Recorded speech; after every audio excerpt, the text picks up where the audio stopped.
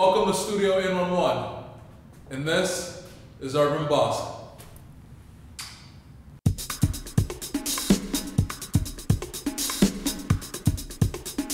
Callahan, trapeze artist.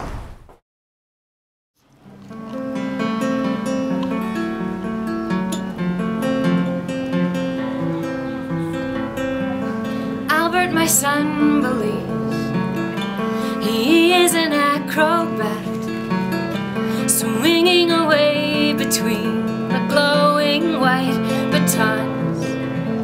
And maybe the press will come, and maybe this time he'll fly. And sometimes he wakes to find his mouth around his thumb.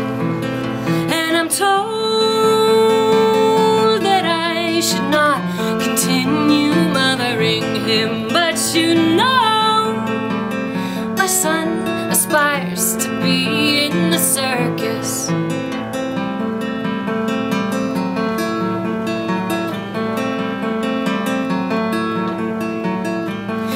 That he'll find his way. I certainly haven't found mine. He is the offspring of an editor of textbooks. When we both have the long-term memory of a wheel, and I'm an attractive source of recycled information. And you know,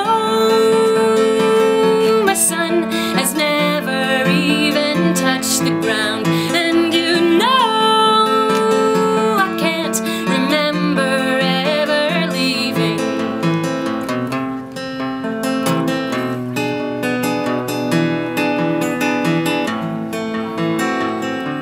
And this little light of mine, well, I'm gonna let it shine. And that is my son out in the pouring rain, dropping little pebbles down the street side drain, taking off his clothes. He has no logic.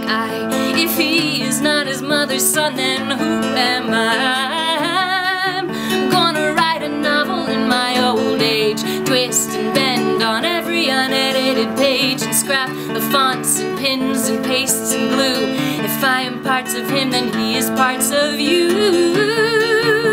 We're lit by the light of the fire. We were only 17 and it was alright. You were turned on by light in the typical manner of a tragic hero and his lit bride. And the car wouldn't start, and the car wouldn't start. And we performed the ritual waking of a mechanical engine in the midst of the spiritual bathing of two young pips in the middle of the forest. And it always made sense in the middle of the forest. And that is my son out in the pouring rain, just another image in my late night brain. Can I grab his ankles? Can I pull him back? Embrace his love of flying and let go again? And it's true, I haven't allowed him the exploration of the highest art, of the highest art, the trapeze art, the trapeze art.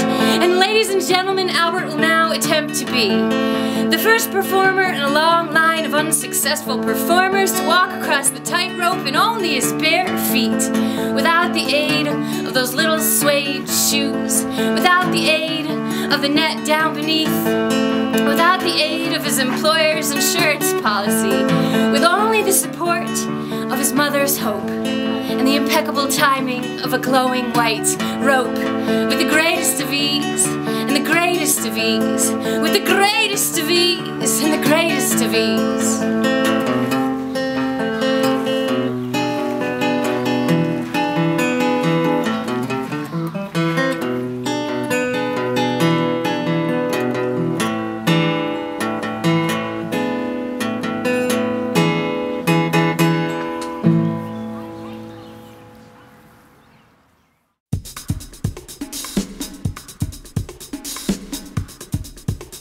I'm in intrigued by the song Trapeze Artist. I've heard you perform it at the Gathering Room in Glastonbury. I heard a little bit of it today in Elizabeth Park.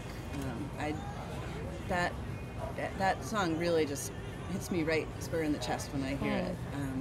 What do you want us to know about that song? You know, it's a myth. It's like truth couched in fiction.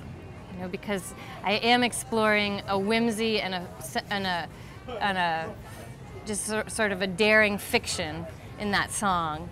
I don't have a son, but I write as if I do, and I guess you could argue in that song that the hero, you know, in this myth, could be the boy and it could be the mother, and I think different people hear it different ways. It's really, it's a huge metaphor. The trapeze art is the risk-taking, and I write the song kind of as a metaphor for creative risk. So this boy, as he grows, is risking his entire life. He's walking the trapeze art. He could fall, he could drop, you know, and he's risking this much for his creativity.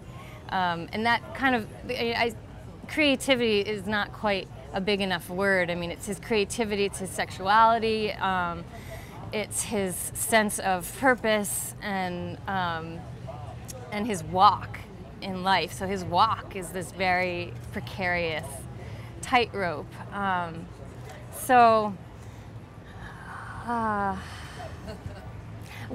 just say, when I wrote that song, and just a couple months later, I connected with Regina Spektor.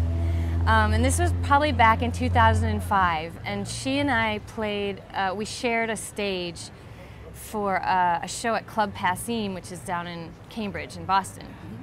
And so we met each other on that stage because we shared the stage with two other songwriters. And I remember hearing her music that night and thinking, oh my God, I feel so kindred with this person, because if you know this woman, Regina Spektor, she's got this incredibly whimsical and creative and musical style. And we got to connect a little more. She came to my apartment, she came to Hartford. You know, we played songs in my living room, and I can't help play that song and not think of her. Because it really felt like this very interesting sisterhood in connecting with her at that time. And she went on to really, her career really exploded. And I think it's really exciting that she, at this point, is heard by the masses, and she's got such a non-mainstream style, you know. And so for me, in writing my own songs of whimsy, I embrace, you know, the non-mainstream, and people seem to really get a kick out of it.